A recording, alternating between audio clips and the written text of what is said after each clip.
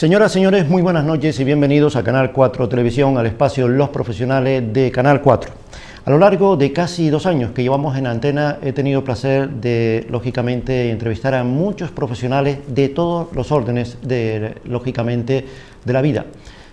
Pero hoy quizás me veo en el dilema de entrevistar a un compañero, y la verdad que un abogado entrevistando a otro abogado, pues imagínense ustedes, señores, casi no sabemos ni cómo empezar. Pero es más fácil cuando les voy a presentar al hijo del que fue para mí un recordado y querido amigo, además, en cierta manera, casi mi mentor, porque cada vez que tenía una duda, allí estaba este profesional con muchos años no solamente de experiencia, sino también de conocimiento, para ayudar a los que hace muchísimos años queríamos abrirnos un huequito en ese mundo tan difícil y además tan complicado como es el mundo jurídico, el mundo de las togas. Dice que la vida da 10.000 vueltas y la vida te devuelve en cierta manera pues aquello que tú has conocido. Para mí hoy es un placer presentar al hijo de este gran abogado, José Antonio Beltrán. Su padre también se llamaba así y él ha heredado obviamente pues esas buenas enseñanzas y también, por qué no decirlo, esa experiencia y el conocimiento que da la vida. Hoy lo traemos porque, señores, es uno de los mejores especialistas y de los pocos especialistas que existen en Las Palmas de Gran Canaria que se dedica fundamentalmente a esto que llamamos la cláusula suelo. Hablar de la cláusula suelo es poner los pelos de punta a muchas personas que tienen esa hipoteca como una espada de Damocles y encima aparece esto que de la noche a la mañana se inventan los bancos, la cláusula suelo. Don José Antonio Beltrán, yo no sé si llamarte don José Antonio o decirte entre compañeros José Antonio.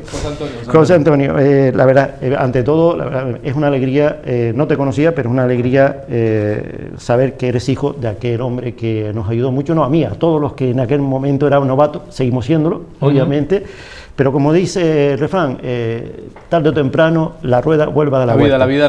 La vida nos vuelve a encontrar. ¿Qué es la cláusula suelo?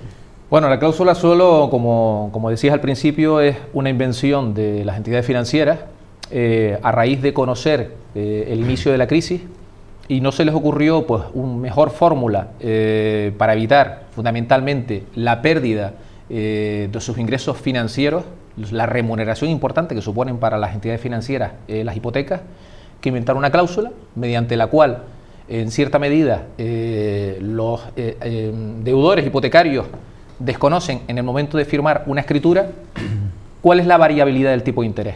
¿En qué sentido? Pues muy bien, lo normal es que el 80 o 90% de las hipotecas están a tipo de interés variable. ¿Qué es lo que ocurre? Cuando uno va a firmar, interpreta que un interés variable pues dependerá del mercado. ¿Qué es lo que hacen las entidades financieras? Pues muy sencillo, añaden una serie de cláusulas a las escrituras hipotecarias mediante la cual se limita esa variabilidad del tipo de interés.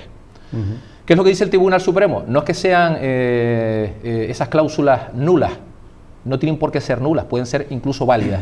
¿Qué es lo que ocurre? Tienen que tener una serie de requisitos.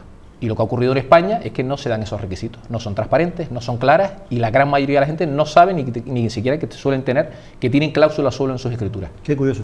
¿Aparece la cláusula suelo cuando estalla la burbuja inmobiliaria? Claro. ¿O existía anteriormente? No. Estalla la burbuja inmobiliaria y entonces se sabe perfectamente, bueno, evidentemente con los indicadores financieros que tienen todas las entidades financieras, se sabe que el dinero no va a valer, que van a bajar los tipos de interés. Entonces, algún iluminado de los consejos de administración se le ocurrió, oye, vamos a evitar tener los efectos negativos y mitigar los efectos negativos, ¿mediante qué? Pues cuando haya innovaciones o nuevas escrituras, vamos a añadir una cláusula mediante la cual limitemos esa variabilidad.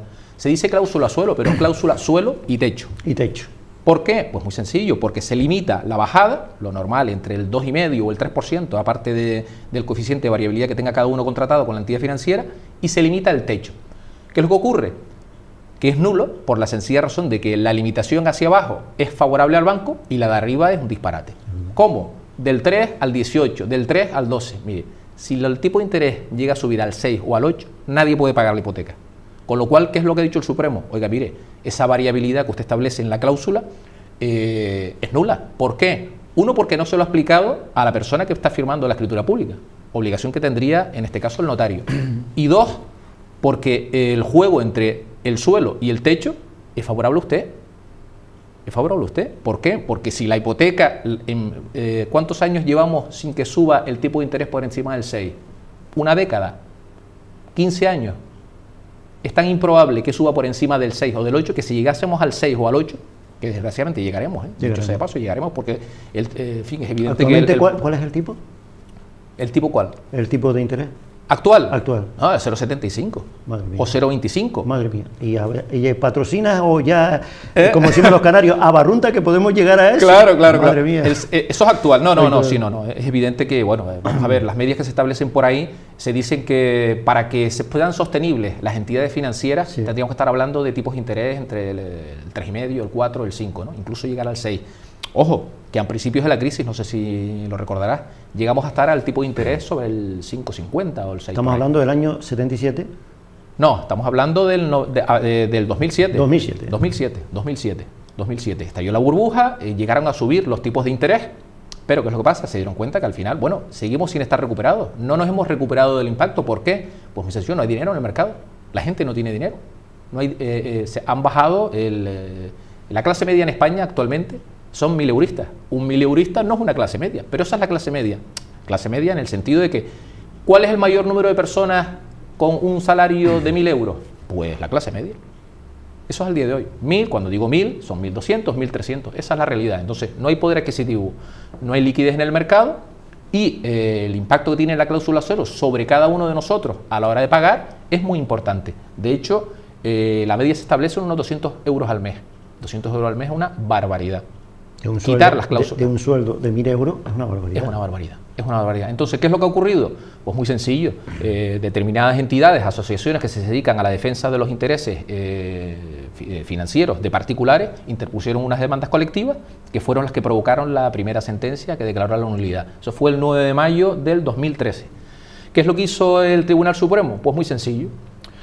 Desgraciadamente, los lobbies de los bancos tienen efectos, y a lo mejor lo que digo puede sorprender a mucha gente, pero la realidad es la realidad. Se dicta una sentencia en la que se dice las cláusulas suelo son nulas.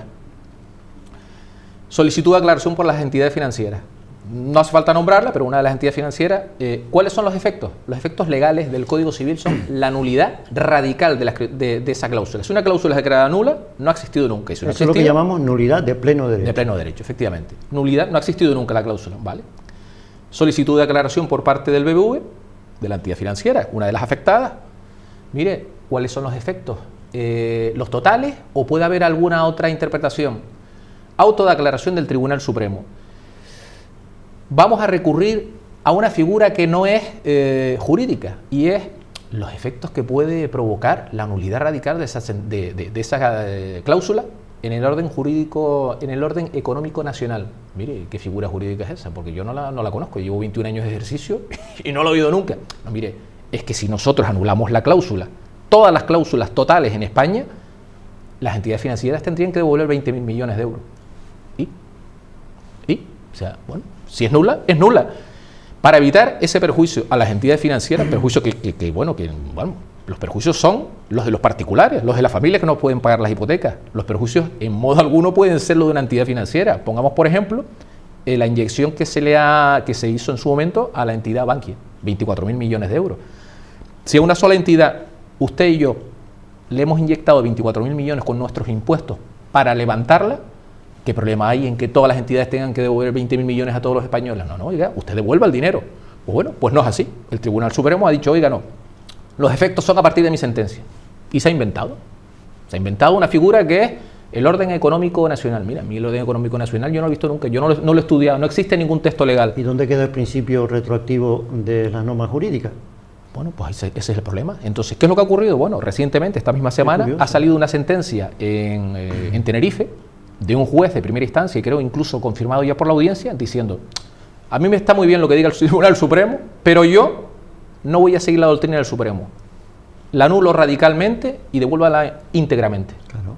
¿Por qué? Pues bueno, el resto de tribunales es una vergüenza, ¿no? O sea, desde el punto de vista de un país democrático como es España, ¿no? Y estando en Europa, que un Tribunal Supremo se limite a no aplicar una norma que es el Código Civil, porque puede perjudicar financieramente a las entidades. Pero mire, son entidades financieras.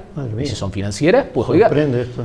Pues, ¿cuáles son los efectos entre económicos entre una posición y otra, pues con la sentencia del Supremo y con su autodeclaración son 10.000 millones. Si fuesen totales serían 20.000. Pues que devuelvan 20.000 millones. Claro, lo han cobrado, entonces que lo devuelvan. Lo han cobrado además, que lo devuelvan. Pues la realidad práctica es que no está siendo así. No solo no está siendo así, sino que encima, si miramos las noticias, las últimas noticias, la Comisión Europea ha formulado alegaciones precisamente a esta sentencia del Tribunal Supremo que ha sido recurrida ante el Tribunal de la Comunidad Europea. Alegaciones en el sentido de decir que el Tribunal Supremo Español está equivocado, que se tiene que anular, por supuesto, todos los efectos totales. Y lo curioso es que España, esta es una noticia que prácticamente uno no habrá visto en los periódicos porque, desgraciadamente, no sé si los periódicos están manipulados o no, yo no voy a... Hay una cosa que se llama censura por interés. Pues censura, bien. O censura previo pago. Bueno, cualquier de esas... Los que trabajamos en los medios conocemos las triquiñuelas esas. Efectivamente. Pues bueno, hay una pequeña nota por ahí que salió diciendo, la Comisión Europea ha hecho alegaciones diciendo que el Tribunal Supremo tal, pero no sale por ahí. Y en la abogacía de España ha hecho alegaciones a favor de la doctrina del Supremo, o sea, a favor de las entidades financieras. Vamos a ver. De loco. Señores, o sea, es que es vergonzoso. Es vergonzoso que un Estado, o sea, pero bueno, vamos a ver, aquí que los poderes económicos son los que legislan, son los que dictan las sentencias. Hombre, por favor. Parece ser que sí. Pues parece ser que sí. País, sí. Pues como le ha entrado el pánico, por ver que si la Comisión Europea, que es un órgano tan importante de la Comunidad Económica Europea, hace alegaciones en contra, significará que en algún momento van a anular todas esas cláusulas, con efectos totales. ¿Qué es lo que han hecho dos entidades financieras? Bueno, a la semana de salir lo de las alegaciones, vamos a retirar las cláusulas suelo. Ojo, y esto se lo digo a todos los que estén viendo el programa, a retirar las cláusulas suelo. No me fío. Bien, pues efectivamente. No me fío. Efectivamente. Yo tengo clientes y amigos, oye, mira, me han llamado de la entidad financiera y tal, y me dice que me van a quitar la cláusula suelo y tal. Digo, bueno, pues mira, acude, perfecto. Si te la quitan, pues estupendamente. Sí, pero yo acudo con mi abogado, yo no me fío de eso. Bien. Mira, me han dado esta carta para que la firme y tal. No, retiran la cláusula suelo. ¿Cómo que no? No. Te bajan la cláusula suelo. ¿Te bajan? Te la bajan. Y te la bajan temporalmente. ¿Por qué? Bueno, se ha firmado un código de buenas prácticas bancarias. Es difícil de explicar los movimientos tácticos, ¿no?, de las entidades financieras. Pero es evidente que se han dado cuenta que pues la gente cada vez se asesora más, va a cualquier abogado o economista y se dan cuenta pues de los perjuicios que una cláusula que pueda estar en su escritura, ¿no?, de hipoteca, y el importe que tendría que ser la devolución. El último asunto que hemos tenido en el despacho estaba en torno a los 10.000 euros desde el 2007 hasta la actualidad. Oye, 10.000 euros en una familia en la que en la actualidad los dos están en paro, digo, del supuesto que estamos hablando, y en el que se ha intentado solicitar o llegar a un arreglo con la entidad financiera y no han hecho caso por los motivos que fueran, ¿no? ¿Qué es lo que ocurre? Es que han sacado, al darse cuenta de que la Comisión Europea ha hecho estas alegaciones, han dicho, bueno, vamos a llamar al gobierno actual. Mira, y si firmamos un código de buenas prácticas y simulamos, esto sonará barbaridad, pero yo hablo de mi opinión como abogado, especialista en la materia, y simulamos, bueno, no voy a decir simular porque suena muy mal, ¿no? Y ponemos un código de buenas prácticas y yo llamo a la gente, y la gente que está en una situación determinada económica, le decimos que le bajamos la cláusula suelo durante un tiempo hasta que la economía se recupere, pues vale, pues la gente muy contenta porque piensa que, oiga, pues mira, estupendo, código de buenas prácticas, llamamos a la gente y le quitamos la cláusula cero. Oiga, pero ¿y la devolución? ¿El dinero de todos estos años? Ah, no, claro, es que si usted quiere someterse al código de buenas prácticas, yo como entidad financiera lo que le digo es que yo se la quito temporalmente, pero no podemos hablar de devolver. Mire, yo es que quiero que me la devuelva, o sea, yo tengo una situación financiera difícil, estoy en paro, tal. Ah, pues si es eso, reclame y ya nos vemos. Qué bien.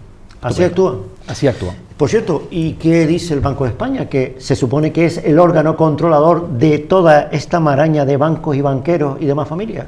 El órgano descontrolador, bueno, vamos a ver. Cierto. No, ¿cierto? por decirlo en plan anécdota, vamos a ver. El procedimiento habitual para uno reclamar la cláusula suelo es dirigir una carta a la entidad financiera.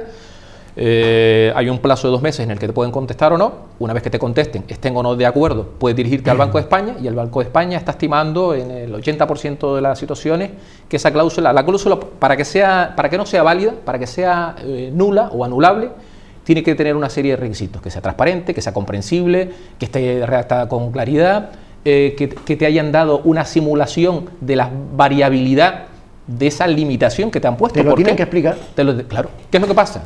no lo cumplen el 90%, el 95%, el 99% diría. Yo de todas las que he leído, la gran mayoría aparece difuminada en varios apartados. ¿Qué significa? Pues tú lees tu escritura y dices, bueno, tipo de interés, el 2,5 y un diferencial de no sé qué. ¿Dónde está la cláusula suelo? No hay cláusula suelo. ¿Dónde está? 4 cláusulas más adelante. Aunque en la cláusula de no sé qué se dice que tal, el tipo de interés nunca podrá bajar de no sé qué. ¿Vale? Pongamos, esto lo acabo de decir yo de manera diáfana, clara y tal, pero eso está esto es la realidad diaria de un profesional. Esto es la realidad diaria. Lo que vives diariamente en tu Claro.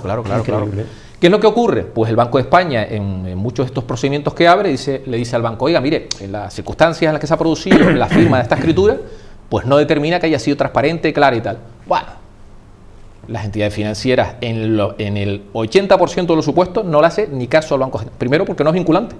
No es vinculante. Y la gente ha perdido durante 1 año, 8 meses, tiempo para poner un procedimiento judicial o para iniciar el procedimiento de reclamación previo y después poner una demanda, y terminan pues muchos abocados a ejecuciones hipotecarias,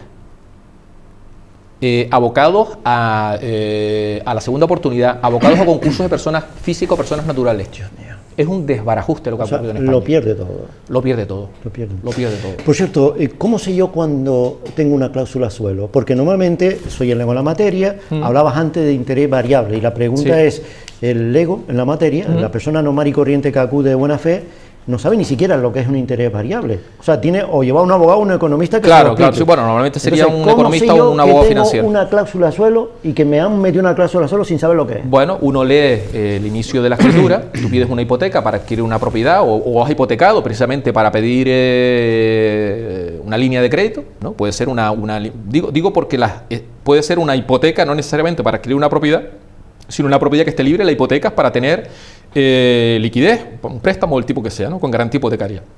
Entonces, lo normal es que al inicio de la escritura te ponga hipoteca con tipo de interés variable. Tú te vas a alguna de las cláusulas de la escritura y pones tipo de interés variable. Variable significa, pues como dice el término, se varía en función de los índices que hayan en el mercado. ¿Qué es lo que ocurre? Que el Supremo, en la sentencia esta que dictó, el 9 de mayo del 2013, oiga, las hipotecas de tipo de interés variable son variables. Si usted establece un límite por abajo y otro por arriba, ya no tiene sentido, ya no es variable. Y lo que no puede ser es variable solo a su favor. Claro. Y de ahí que naciera el tema de la acción para anularlas. ¿Por qué? Porque realmente al final es un fraude al consumidor. Y ojo, el término consumidor no son las personas naturales, y hay varias sentencias que dicen que, oiga, aunque yo sea un profesional, incluso me ha podido ocurrir a mí. Hay abogados que han solicitado la nulidad de su escritura, la compraventa de su vivienda. ¿Por qué? Porque te dicen que tú en tu ámbito privado no necesariamente, no estás advertido, no estás en modo abogado o en modo financiero para conocer incluso los efectos de esa escritura. Y la realidad práctica es que es así, porque hay incluso personas preparadas, hablo incluso de notarios, o de abogados, o de economistas, que tenían cláusula suelo, pero claro, difuminada, abstracta, o sea, está hecho de tal manera para que uno no se enterara en el momento de la firma. Claro, nadie pensaba que los tipos de interés iban a bajar, pero si se establecieron las cláusulas suelo es porque alguien lo sabía. Es evidente, ¿no? Alguien sabía que el tipo de interés iba a llegar al donde estamos, al 0,25, al 0,75, que va a durar muchos años, como ha venido ocurriendo en los últimos 7 años de crisis, y que eso iba a repercutir en el bolsillo del consumidor y de las entidades financieras. Bueno, tanto es así que la cifra que yo manejo, o que se manejan por ahí, estamos hablando de 20.000 millones de euros habría que devolverle. Por ahora. Por ahora. 20.000 millones de euros, sin contar intereses sobre esas cantidades que tendrían que devolver también. Te voy a leer literalmente algo que hoy copié precisamente con la intención de preguntártelo. La Comisión Europea propone al Tribunal de Justicia Europeo que se aplique el artículo 6.1 que establece la no vinculación al consumidor de cláusulas abusivas en los contratos celebrados desde el inicio de la hipoteca. La pregunta es, 2 en 1, ¿se está aplicando? Segunda pregunta, ¿qué valor tiene la jurisprudencia europea ante la jurisprudencia interior nacional? 1, no se está aplicando. Bueno, no se está aplicando. Vamos a ver, no se está aplicando inicialmente. Evidentemente, si uno no se defiende, uno no presenta una carta solicitando a la entidad financiera, oiga, mire, yo tengo una... Y estamos hablando de la cláusula solo porque nos estamos limitando a una cláusula que es la más conocida, pero la realidad es que el 80% o 85% de las escrituras contienen una serie de cláusulas nulas, pero nulas radicalmente. Vencimiento anticipado. Uno deja de pagar 3 cuotas y resulta que me quitan mi casa. Oiga, mire, no, esa cláusula ya se ha dicho, hay jurisprudencia, incluyéndola en las escrituras. Oiga, mire, usted tiene que contratar 2 tipos de seguro, uno el suyo y otro sobre la vivienda. Mire, yo el mío lo contrataré si quiero o no. Ah, no, pues obligado en la escritura. Oiga, mire, si usted tiene una posición negativa en las cuotas o el movimiento de cuenta bancario, le vamos a girar 30 euros. ¿Pero 30 euros por qué? ¿No? Por los gastos que nos suponen a nosotros el que da en rojo. El que da en rojo. Pero 30 euros por el apunte. Un mes. 30 euros por un apunte. Bueno, hay sentencias que dicen, mire, ¿cuál es el coste que supone eso? ¿Saben cuánto es estimado el coste? 2 euros. De 2 euros a 30 euros. A la gente en la práctica le puede parecer, esto un poco... No, pero mire, léase su escritura, porque la gran mayoría de las cláusulas que se contienen son nulas. Entonces, al hilo de lo que estabas comentando antes, de si se está aplicando, no se está aplicando, no se está aplicando. Entonces, ¿qué valor tiene la jurisprudencia europea ante, no, bueno, la tiene, ante el orden jurídico nacional? Claro, no, la tiene. Porque parece que es papel mojado. No es papel mojado, lo que pasa es que, evidentemente, hay que solicitarlo. O sea, uno si no se defiende, el orden jurídico, el orden civil es rogado. Rogado significa que uno tiene que solicitar, uno tiene que pedir. Y si uno no pide, no se lo dan. Hay una jurisprudencia, ¿vale? Lo cierto es que tampoco se ha dictado todavía la sentencia definitiva, que es la que va, ese es el temor que tienen las entidades financieras.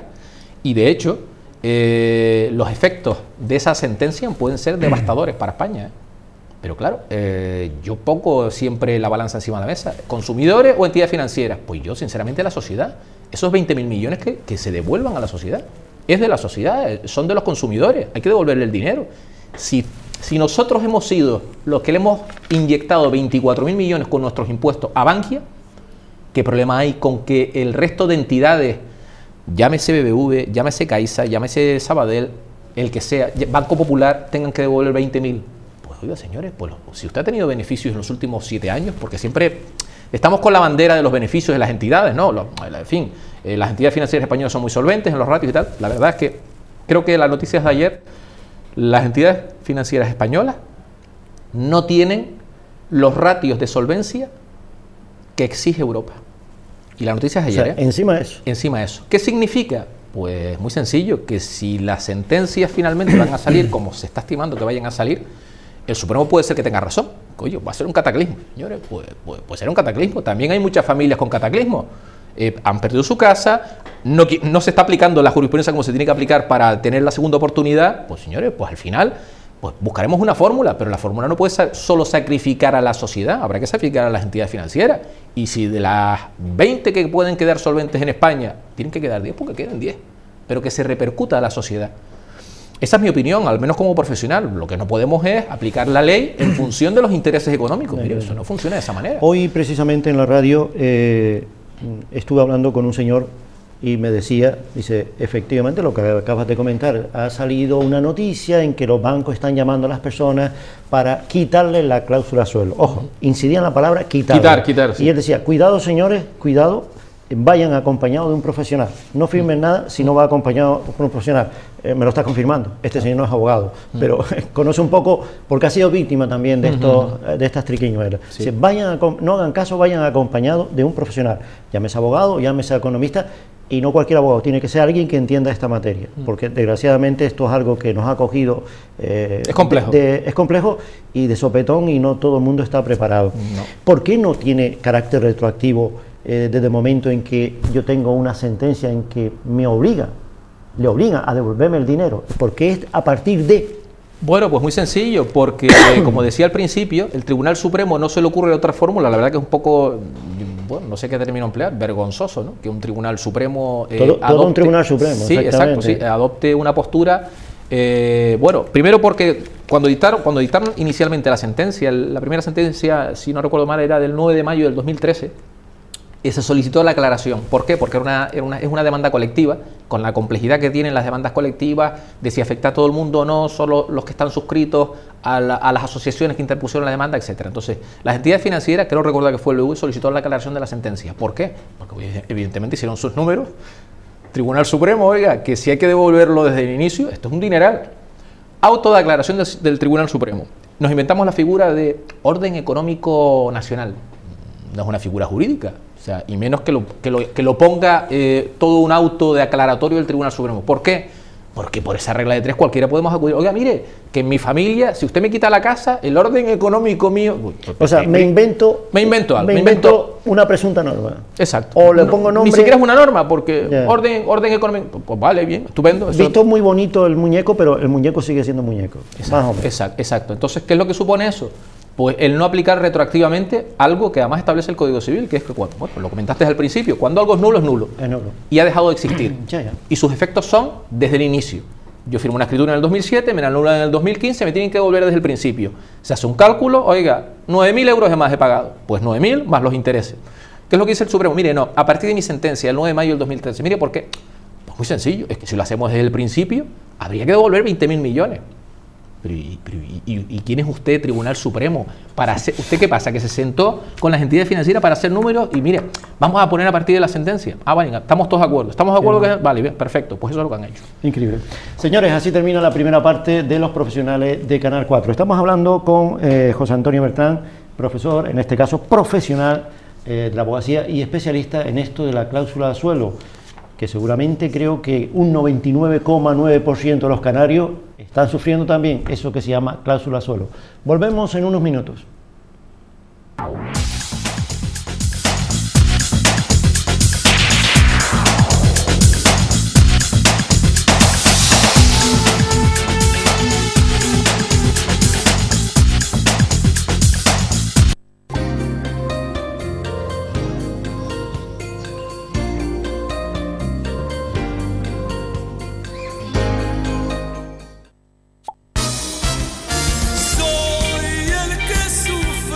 El nuevo trabajo de nuestro artista más querido, José Vélez, Siempre. Te llevará a una época maravillosa y también descubrirás canciones que harás tuyas. José Vélez, Siempre. Entre el pasado y el presente. José Vélez, Siempre. Ya a la venta. FDS Canarias. Ya puedes retirar los aparatos eléctricos y electrónicos. No te olvides que recogemos todo tipo de aparatos eléctricos y electrónicos gratuitamente. FDS Canarias, siempre apostando por el medio ambiente.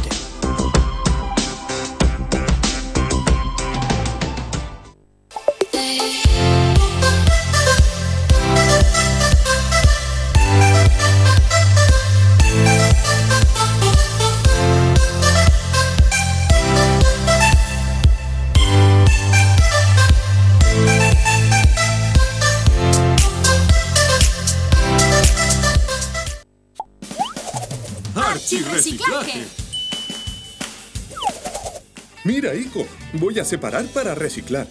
Voy a tirar este brick de jugo en el contenedor azul. No, eso es un brick. Y va en el contenedor amarillo, no lo tires ahí.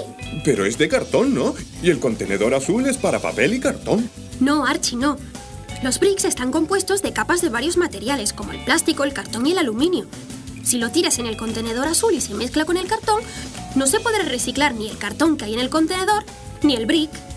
¡Wow! ¡Menudo lío! Entonces, ¿dónde lo pongo? En el contenedor amarillo.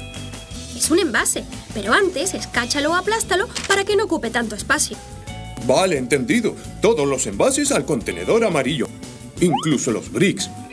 Recuerda, los bricks son envases. Y aunque tienen cartón, están hechos de otros materiales que pueden reciclarse. Pero para hacerlo, no pueden mezclarse con el cartón y el papel. Tienen su propio proceso de reciclado.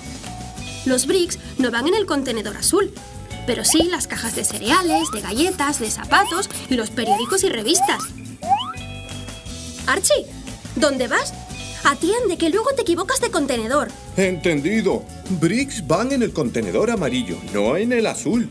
Me voy, que he quedado con Luis para comer unas tortitas. Recuerda, en el contenedor amarillo, solo envases de plástico, latas y bricks.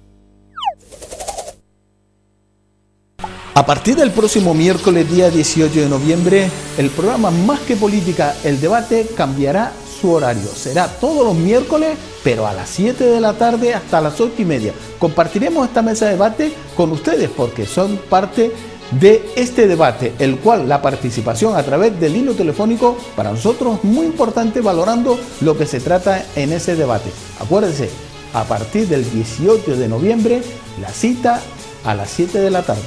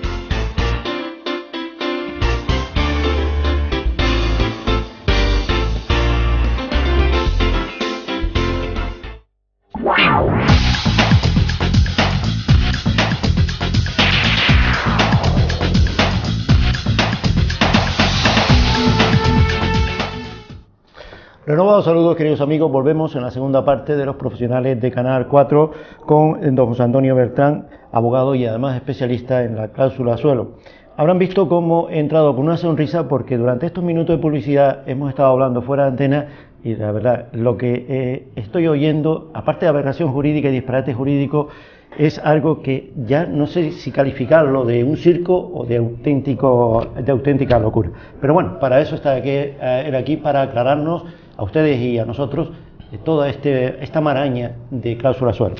José Antonio, te decía antes de irnos a la segunda parte que precisamente esta mañana en la radio, como yo anuncio siempre por la mañana el programa que voy a tener por la tarde y la persona que va a venir, me dijo, literalmente copié su pregunta.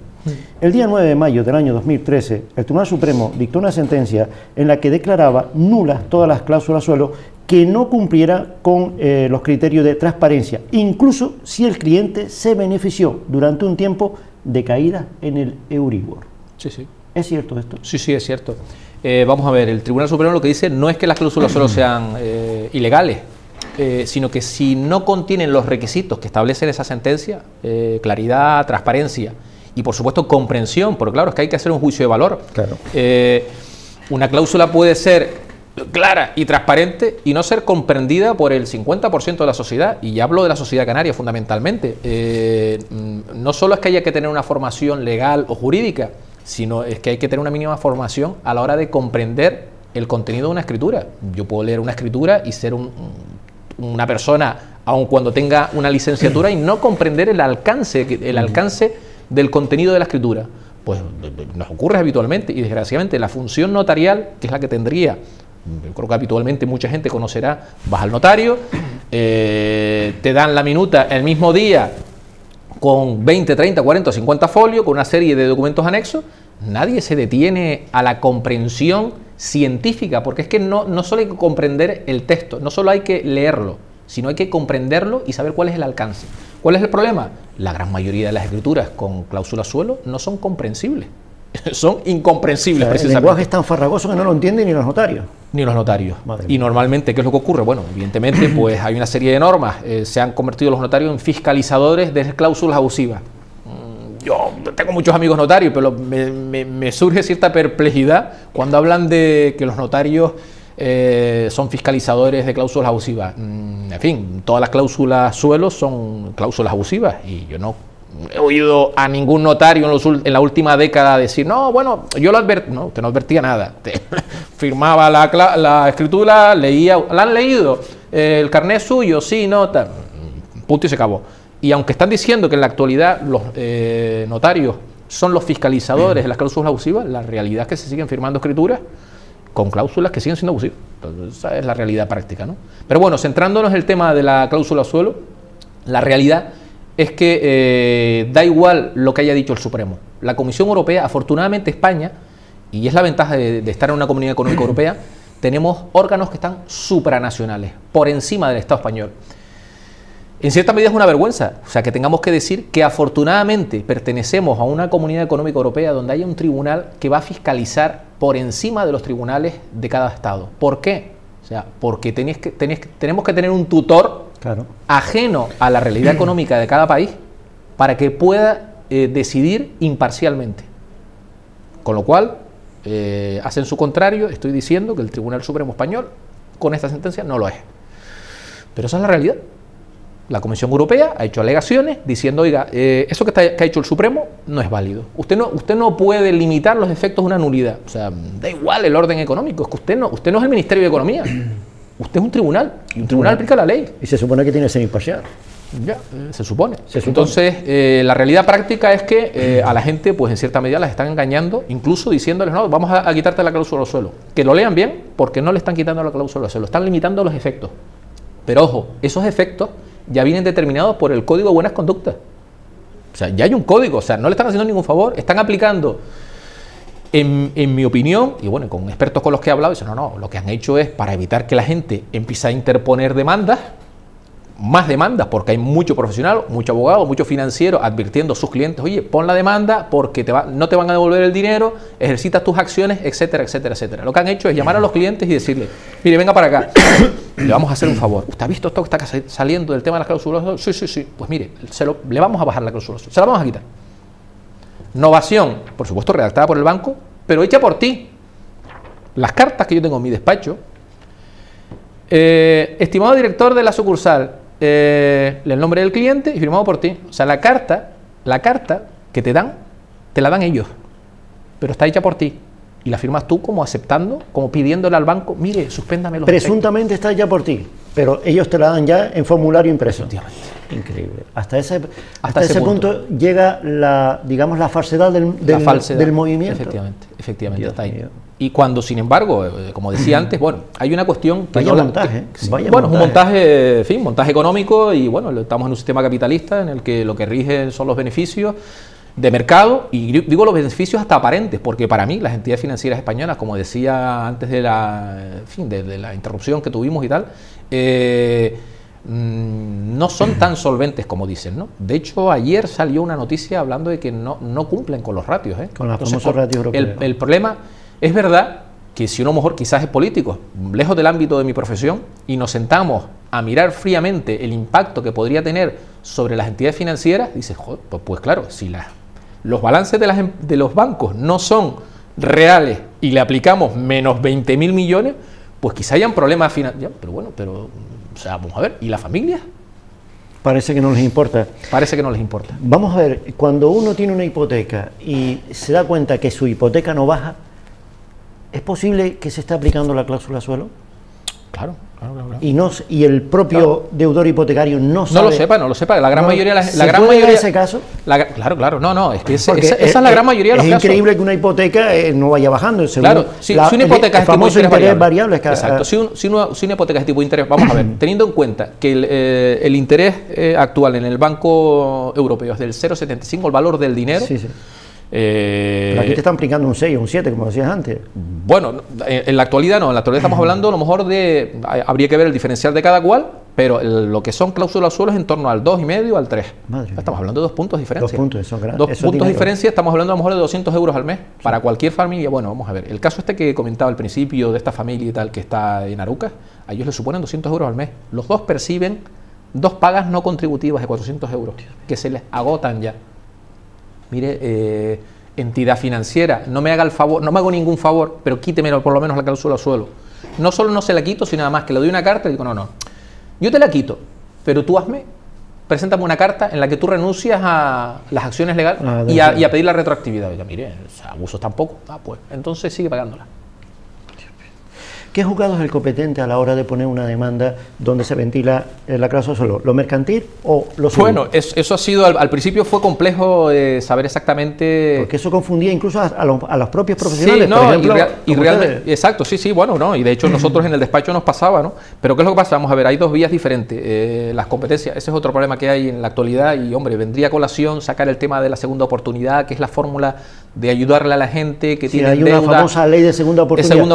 Eso también tendríamos que hablarlo en otro momento, es un tema un poco más complejo, más profundo, pero sí es verdad que a la gente no se le está aplicando la reducción de lo de la cláusula suelo porque la gran mayoría es desconocedora de que en su escritura se establece eso. O sea, no son conscientes de que el tipo de interés tendría que estar por debajo del 2 o del 3. Ese es el problema que se plantea. Pero, ¿qué jurisdicción es la competente? ¿Lo mercantil o lo civil? El problema que se planteaba es de competencia. Vamos a ver, el juzgado de lo mercantil es un juzgado especial. De repente te dice, no te admito la demanda y te la desestimo por falta de competencia jurisdicción. Exacto. Y entonces, dígame, no, pero eso realmente, bueno, está resuelto y, bueno, vamos a ver, hay varias fórmulas para resolverlo. Uno es, si el juzgado se declara competente y la otra parte, en este caso la entidad financiera, no alega incompetencia de jurisdicción, hay juzgados que asumen.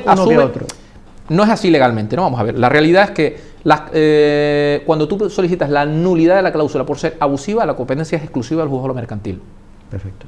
Cuando tú hablas de falta de consentimiento, o sea, el consentimiento que tú lo prestaste no reunía los requisitos del Código Civil, la competencia es juzgado de primera instancia. Entonces, es evidente que es una línea muy fina, ¿no? Porque la cláusula, tu consentimiento puede ser nulo, o sea, no tenías todos los conocimientos, y la cláusula puede ser abusiva. Entonces, hay supuestos en los que no somos capaces de definirlo. Nosotros en el despacho nos estamos decantando por el juzgado mercantil, por la sencilla razón de que estamos hablando de una cláusula. ¿Es nulo lo mercantil? Bueno, si la cláusula es nula y es abusiva, la competencia, cuando estamos hablando de ley de consumidores y usuarios, es del juzgado mercantil. Un juzgado mercantil, teóricamente, tendría que ser un juez especializado en la materia mercantil. Los juzgados de primera instancia están atascados, ¿no? Cuando decía antes lo del tema de la ley de la segunda oportunidad, venía a colación porque han quitado los concursos de las personas naturales o físicas, competencia antes del juzgado mercantil, lo han pasado a los juzgados de primera instancia. Esta es una nueva reforma que ha hecho el gobierno del PP y que lo han hecho realmente por ahorrar dinero, para evitar crear nuevos juzgados de lo mercantil, le han quitado esa competencia.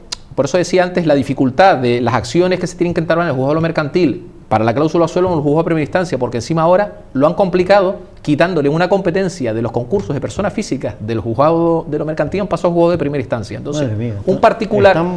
Claro, el balón se lo están tirando unos a otros. ¿Pero por qué?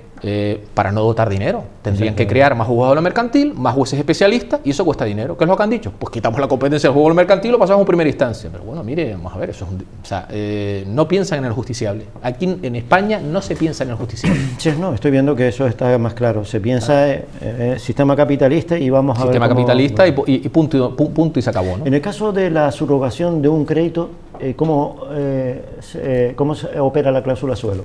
Bueno, no, efectivamente, no, es un supuesto que está bien que lo comentes porque se ha acordado la nulidad de cláusula suelo en supuestos de subrogación también. Bueno, tal es así que muchas promotoras o muchas entidades financieras... Es curiosísimo, la verdad, es curiosísimo. Sí, pero bueno, no, incluso más porque estamos hablando de prácticas mercantiles. Claro, pero bueno, te voy a dar un supuesto que hemos tenido nosotros también, en el que, bueno, yo creo que a mucha gente le ocurrirá, si tú compras una casa o una vivienda, en fin, o lo que fuera, una propiedad, en promoción, hay un crédito al promotor en el que tú te subrogas. Yo he visto escrituras en las que el comprador que se subroga en la hipoteca que tenía el promotor no aparece en sus condiciones.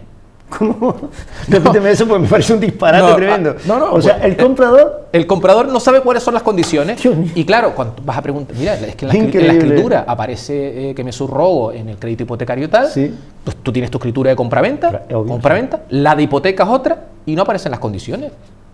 ¿Qué te dice la entidad? Bueno, me ha pasado con una entidad que para mí está en la prehistoria informática, porque bueno, cuando hemos ido, oye, mira, esta escritura de este cliente no, es que no están las condiciones. ¿Cómo que no están las condiciones? No, mira, no están, el tipo de interés y tal. O sea, esto, que esto no...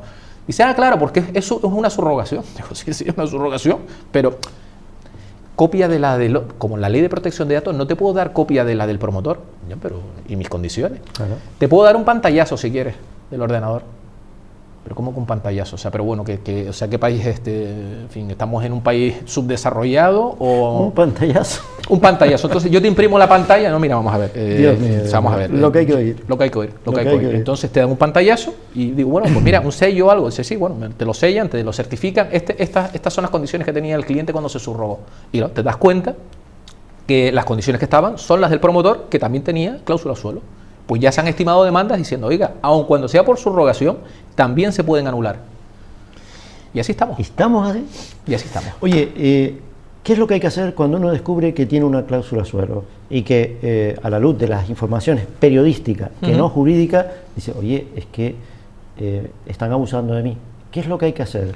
Bueno, ¿Ir a un profesional? Hombre, lo normal es ir a un profesional, pero bueno, independientemente de eso, uno tiene que coger su escritura, bueno, sacarla, leerla, intentar comprender qué es lo que se pone, y si uno no es capaz de comprenderlo, ir a un profesional para que ese profesional le pueda asesorar, redactarle una reclamación a la entidad financiera, y no solo la cláusula suelo, lo que decía al principio, sino además el resto de cláusulas que son abusivas, porque lo normal, la media es que haya 3, 4 o 5 cláusulas que sean consideradas abusivas por la jurisprudencia y que se siguen poniendo en las escrituras. ¿Puede haber una cláusula suelo que sea legal? Sí, la hay, claro que la hay. De hecho, hay dos entidades bueno, que se defienden voy a decir con bastante buen criterio, en el sentido de considerar que sus cláusulas no son abusivas. Ellos dicen que sus cláusulas son transparentes, son claras y precisas, y además... ¿Y cómo acredita que se lo han explicado al cliente? Claro, no es que eso lo hayan explicado, porque... ¿Cómo lo prueban? Claro, bueno, es evidente que la casuística dependerá de cada supuesto, de cada caso, ¿no? Pero el problema es de comprensión, porque claro, a mí se me ha dado el caso, ¿no?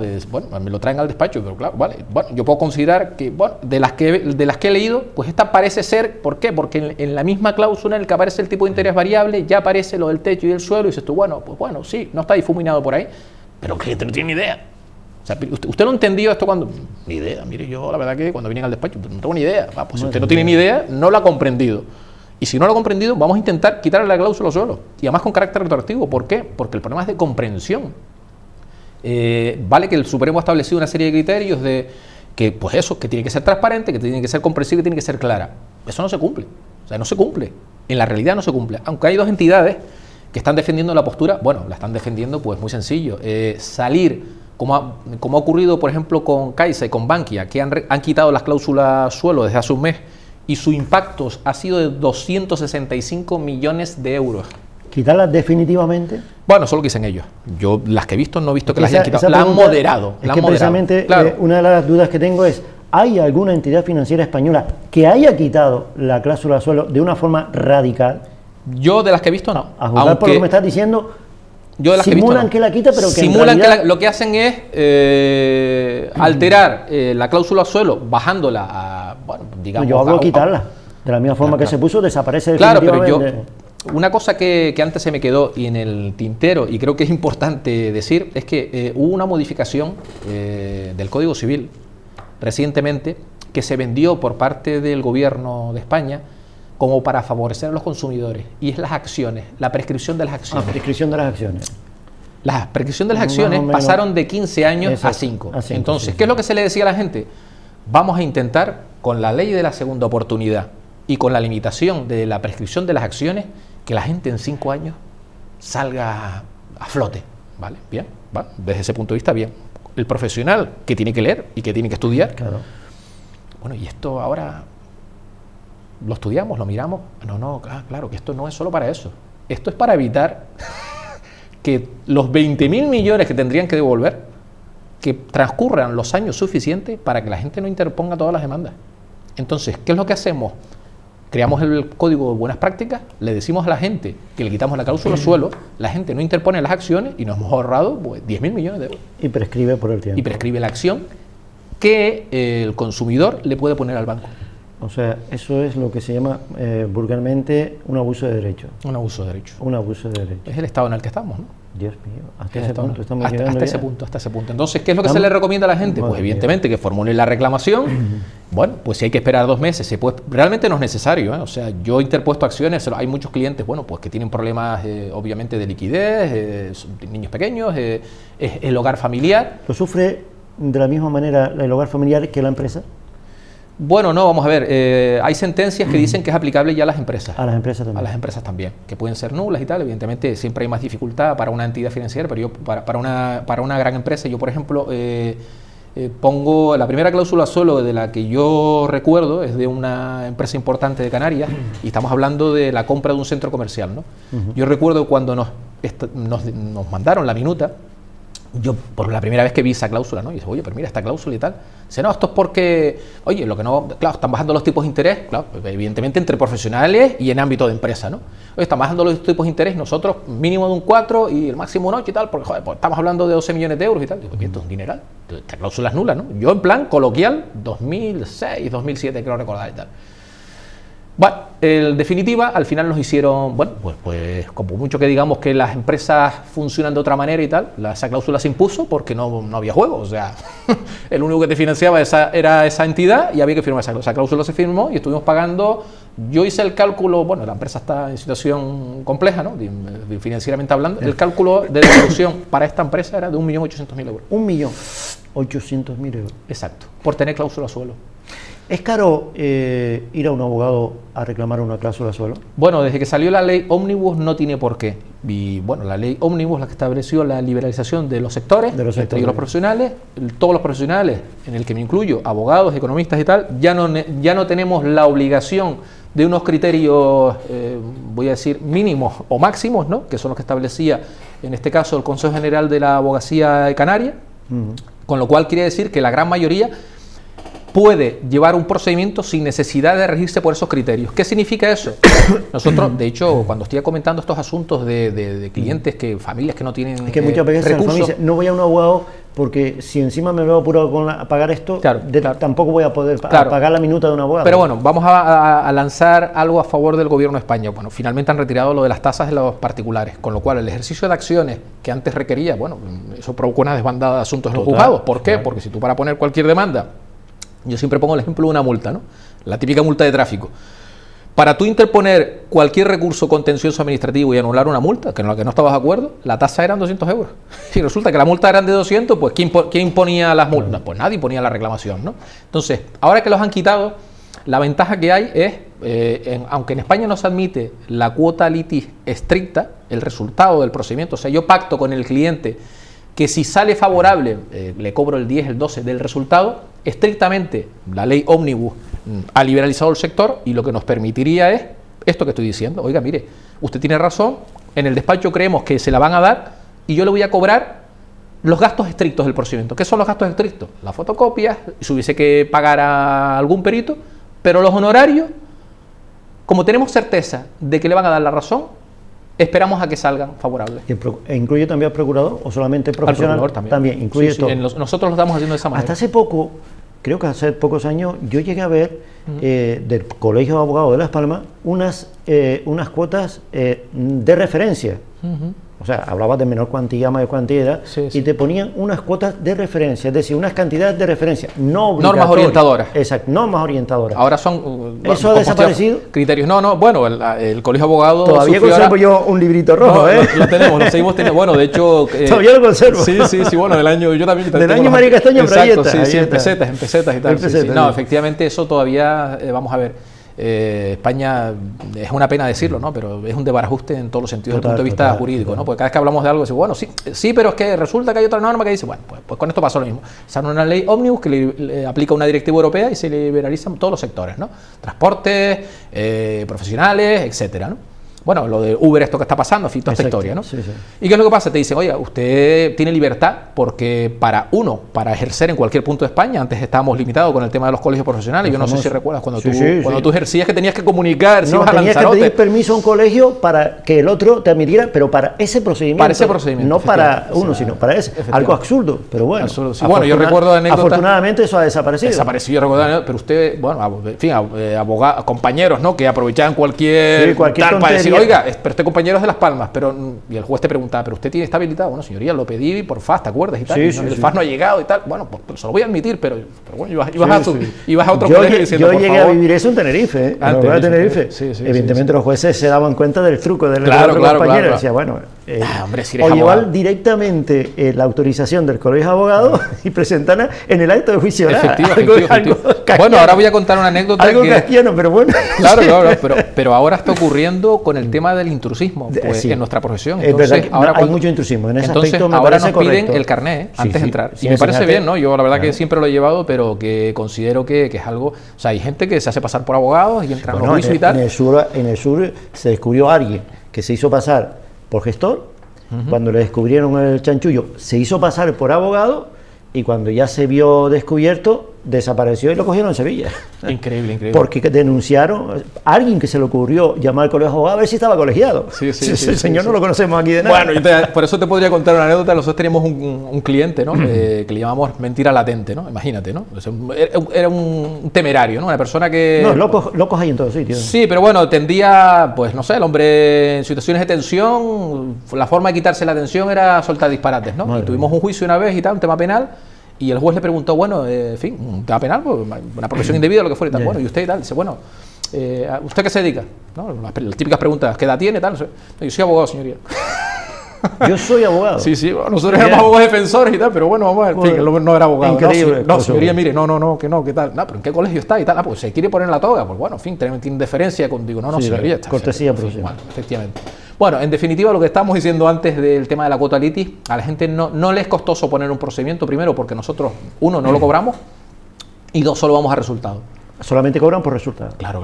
Perfecto. Tenemos la certeza de que la gente, además, que lo necesitan. Claro, es que lo necesitan. Lo necesitan, la gente necesita. No todo el mundo puede pagar la minuta en ese momento. No, claro que no, hombre. Bueno, ¿qué es lo que pasa? Hombre, hay una serie de gastos mínimos, pero estamos hablando de los costes puros y duros, como las tasas del ayuntamiento. Sacar una fotocopia tiene un valor, pues en un procedimiento, pedir una pericial, porque en algunos, yo en la gran mayoría de los procedimientos acompaño con socios colaboradores que tenemos que son auditores. Claro, una pericial hay que pagar. Una pericial. Claro. No, y no solo eso, sino porque hay que irla a ratificar y al juez hay que hacerle comprensible, desgraciadamente, aunque haya muchos asuntos, en cada asunto hay que hacerle comprensible cuáles son las simulaciones. ¿Por qué? Pues evidentemente no es lo mismo pedir la nulidad de la cláusula ocelo sin saber cuáles son los efectos y al juez lo que le decimos, oiga, mire, los efectos mensuales y desde el inicio de la hipoteca son 5.000, 8.000, 10.000, 12.000. ¿Para qué? Para que sepa cuál es el impacto real, sobre la economía de las personas. Perfectamente. Pues don José Antonio Bertrán, con el recuerdo emocionado de tu padre, llegamos al final de la entrevista. Muchísimas gracias primero por conocerte, segundo por aclararnos la cláusula suelo. Y volveremos a traerte, si lo crees conveniente, porque este tema seguramente no va a terminar. Terminará en Bruselas y estarás aquí. Muy agradecido. Muy buenas noches. Señores, así termina el programa de hoy. Don José Antonio Bertrán, profesional especialista en la cláusula suelo. Que sean felices, muy buenas noches y hasta el próximo programa.